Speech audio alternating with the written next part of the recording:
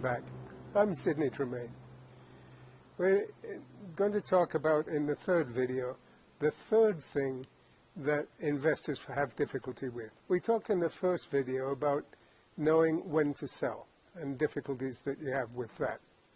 In the second video, we talked about knowing what to buy, and to a small degree, we talked about the timing of that buying too. Today, I want to talk about protecting your capital. Because if you can't protect capital, you've got nothing to invest with at all. So let's look at some of the ways you can do that. When I started investing, far too long ago, 59 years ago, not knowing a thing, I always wanted to pick one stock, the best, out of all of the list, and I saw no advantage at all to diversification. Well, I've learned a lot since then.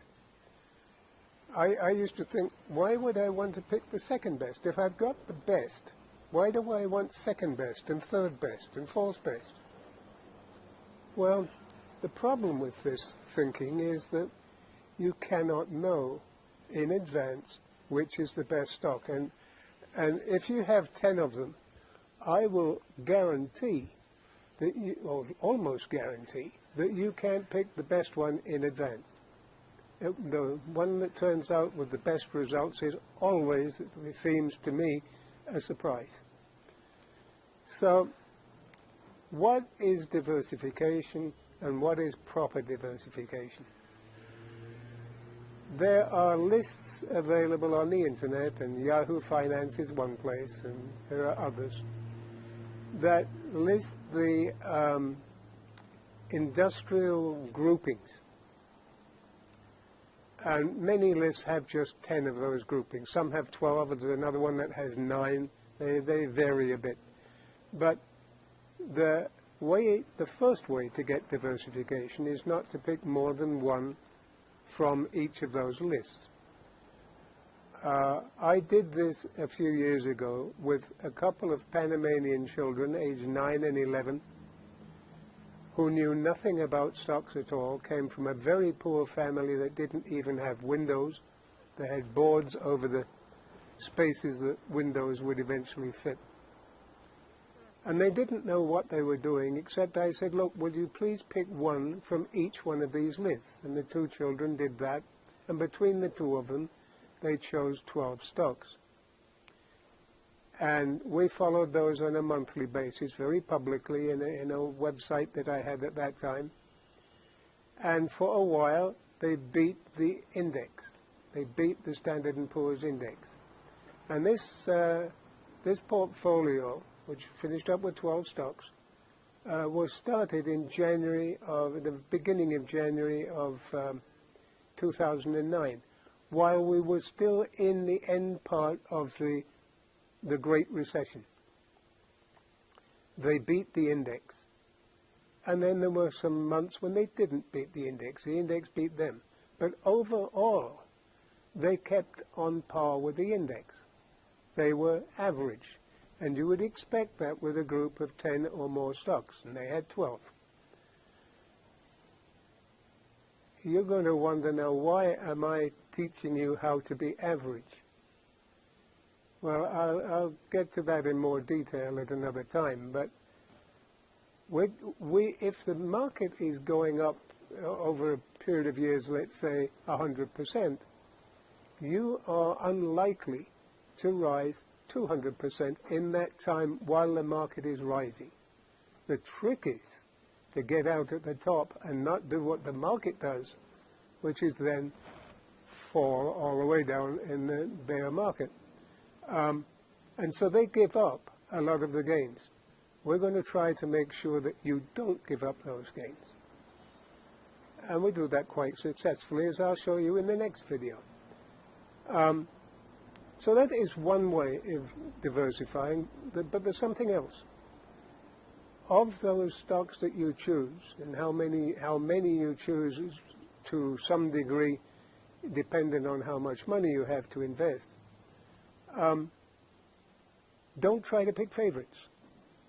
So if you have, say, 10 stocks that you're choosing and you have $20,000, put $2,000 in every one of them, not 5,000 in one and 1,000 in another one that you don't think will do as well. It's just as likely to be your best performer. So that's another part of diversification. A third part of protecting yourself and your capital is to use a mechanism called a stop loss. A stop loss is an order often given to the broker in advance. I'm going to suggest you don't give it in advance so that you don't tip your hand to the whole wide world, what you're about to do. But this order says if this stock, which is, let's say, now $20, hits $18 where your stop loss is, sell it. So you don't have to make the decision on the spur of the moment while emotions are high. It's just done. And that target can change week by week. If the stock is rising, the target typically rises. So now you know what a stop loss is, but how do you operate with them?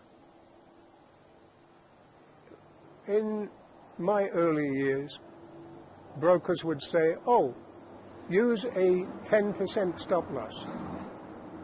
Well, what did that mean? That meant that if the stock was $10, that 10% behind that, there'd be this stop loss order.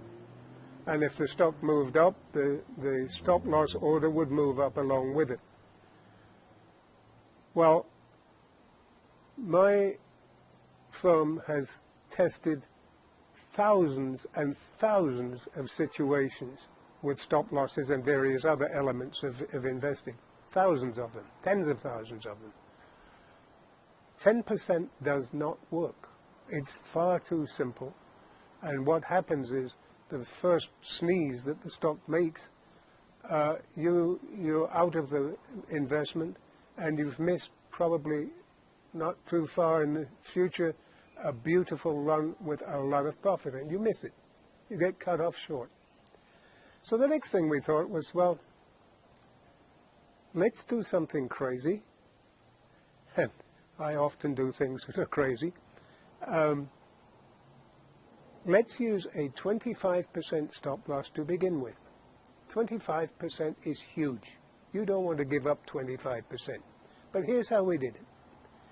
When we bought a stock, we said, okay, we will use no stop loss to begin with. Those investments tend to rise quite quickly, and 25% isn't at all out of the ordinary. So we tried leaving no stop loss until the stock had risen 25%. Then we would place a stop loss at the level at which we bought it. And if the stock continues to rise, then we would increase the level at which the stop loss was sitting. It was a better idea than 10%, but of course 25% is way too much to give up.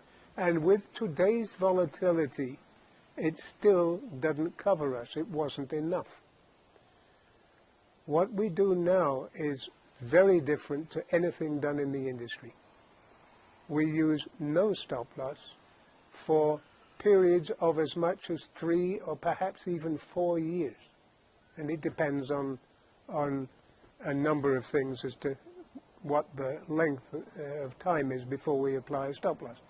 We need that stop loss since we're confident that we've got good prices to begin with, and that's something you're going to learn about. We don't use a stop loss in the beginning at all. We need them toward the end so that when the stock is about to change direction and head down, we are out of it quite quickly. If you draw a trend line, the stop loss should not follow the stock itself. It should be just outside that trend line. And in time, with us, you will learn why outside, why not on the trend line. The trend lines and the stop losses work very closely together. They're like two pieces in a jigsaw puzzle. But again, in 10 minutes or whatever this video takes, it's difficult to explain everything to you. And I hope I am not sounding cute when I say that. I really want to help you with this. And I hope that this has been of some help already. Now, I would like you to do something for me so that I know how to serve you better in the future.